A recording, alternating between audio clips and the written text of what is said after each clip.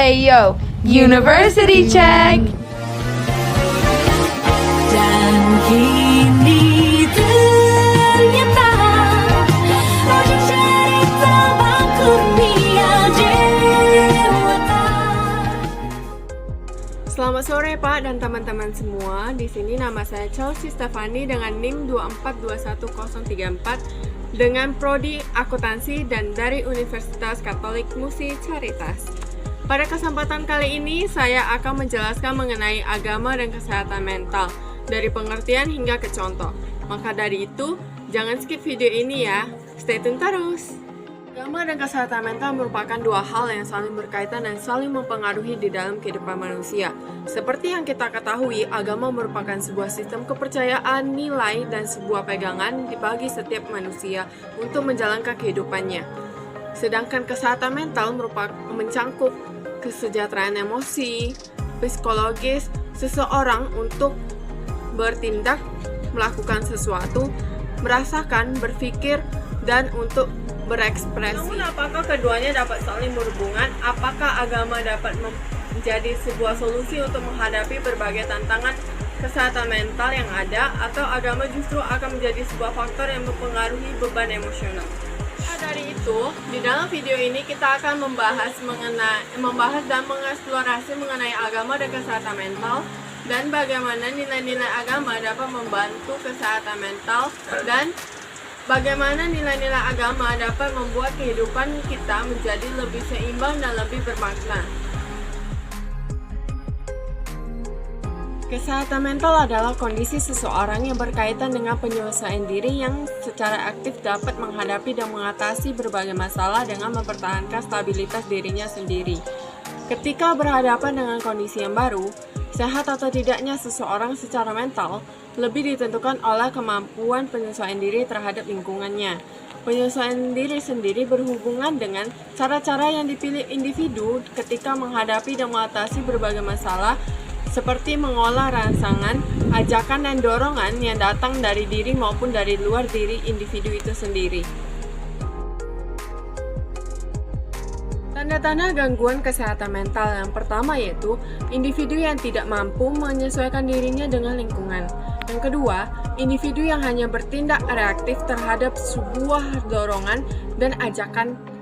Ketiga, individu yang tidak mampu mempertahankan stabilitas dirinya sendiri. Dan yang terakhir yaitu ketidakadilan atau kecurangan, kemampuan, penilaian, lingkungan dan diri sendiri secara realistis. Hubungan agama dan kesehatan mental. Di dalam ilmu kedokteran terdapat istilah psikomotorik atau kejiwabadanan. Istilah ini menjelaskan bahwa terdapat sebuah hubungan antara jiwa dan badan. Ketika jiwa berada dalam kondisi yang kurang seperti merasa susah, cemas, gelisah, dan lain sebagainya, maka badan akan menjadi tersiksa. Perubahan kejiwaan ini dapat disebut sebagai spektrum hidup. Hal ini memberi bukti adanya hubungan antara keyakinan agama dan kesehatan yang menjadi barang normal seperti susah, cemas, gelisah, dan lain sebagainya. Yang kemudian kita dapat mengatasinya dengan beribadah yang dapat menimbulkan rasa bahwa hidup ini menjadi lebih bermakna dan lebih menenteramkan hati, karena hati akan menjadi lebih tenang. Terdapat beberapa aliran-aliran di dalam kesehatan mental. Yang pertama yaitu psikoanalitik. Aliran ini dipelopori oleh Sigmund Freud. Freud ini berpandangan bahwa tingkah laku manusia terjadi karena interaksi antara ego dan superego. Aliran yang kedua yaitu behavioristik. Aliran ini dipelopori oleh Theodore Clay dan John B. Weston. Mereka memandang bahwa manusia ibarat mesin. Tingkah lakunya dipengaruhi oleh lingkungan yang memberikan stimulus dan tidak bebas mengembangkan potensi karena lingkungannya itu sendiri. Aliran yang ketiga yaitu humanistik. Aliran ini dipelopori oleh Abraham Maslow. Menurut aliran ini, potensi yang bebas mempengaruhi kesehatan mental. Ketika kesadaran manusia terhadap potensinya dan kebebasannya itu untuk mencapai apa yang tengah ia kehendaki. Kemudian aliran yang terakhir yaitu psikologi transpersonal. Psikologi ini menjelaskan bahwa suatu cabang ilmu psikologi yang mengintegrasikan aspek spiritual dan transderasi pengalaman manusia, mengutamakan kerangka psikologi yang lebih modern. Kesehatan mental itu sangat penting karena kesehatan mental adalah kondisi kesejahteraan emosional, psikologis, dan sosial individu. Ketika kesehatan mental terganggu, maka kehidupan mereka pun akan menjadi sulit untuk seimbang.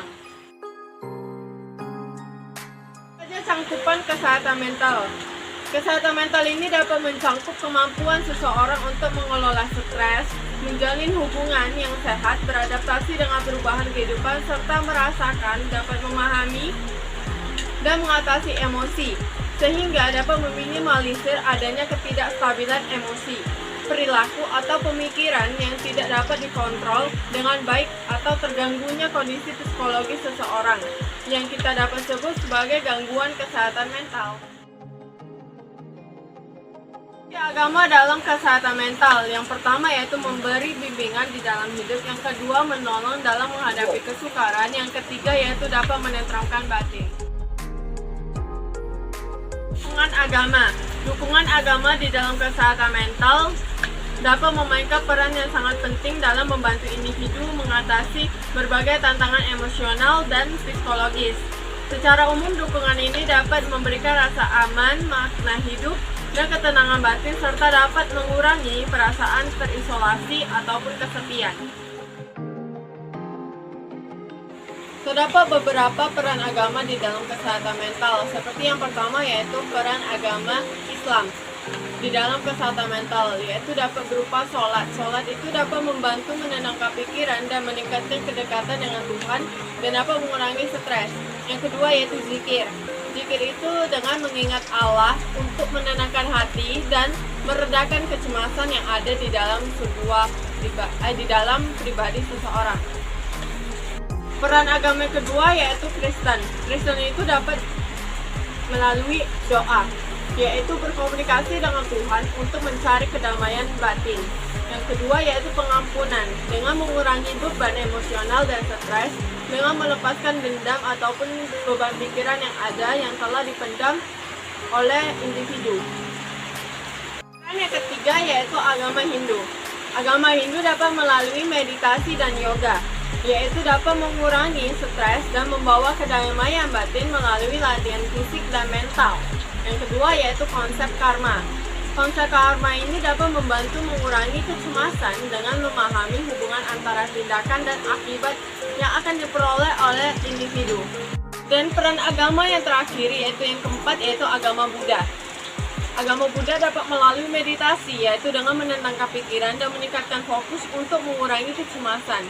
Yang kedua yaitu mindfulness, dengan meningkatkan kesadaran penuh di saat ini dengan mengurangi stres dan kegelisahan yang ada.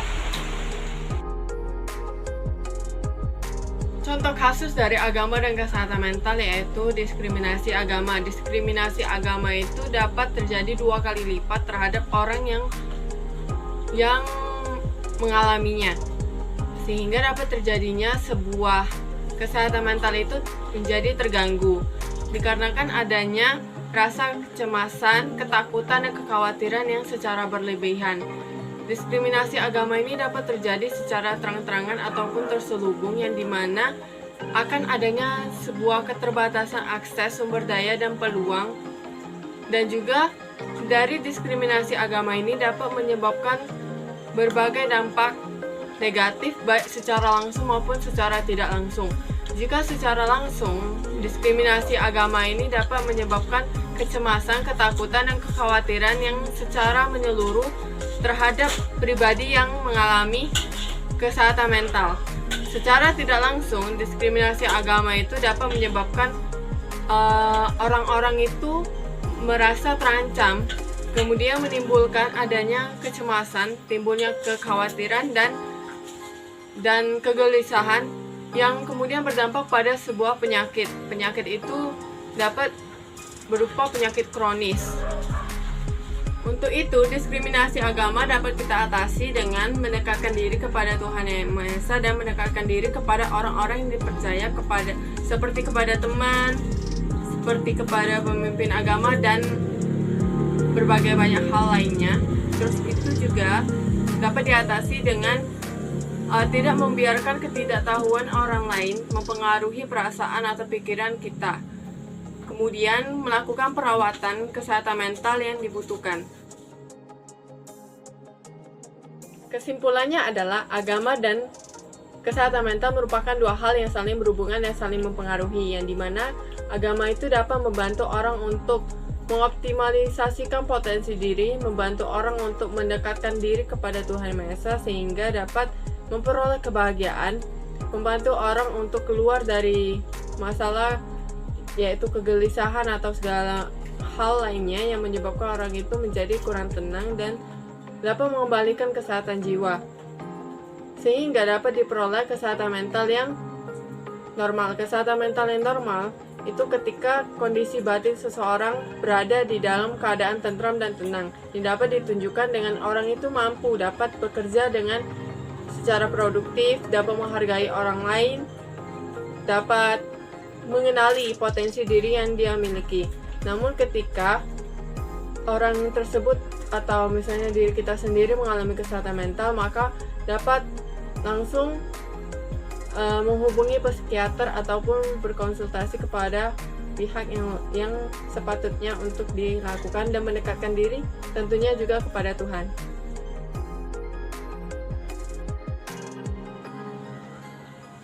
Kini telah selesai penjelasan saya mengenai agama dan kesehatan mental. Apakah kalian semua mengerti mengenai apa yang telah saya jelaskan mengenai agama dan kesehatan mental?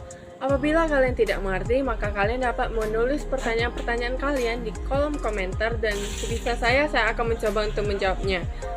Terima kasih kepada teman-teman semua yang telah menonton video ini. Jangan lupa di like, comment, and share sebanyak-banyaknya ke teman-teman kalian semua. Dan di sini saya akan meminta maaf apabila selama penjelasan saya banyak mengalami kegugupan, kesalahan kata, dan banyak kesalahan lainnya. Dan terima kasih teman-teman, bye-bye.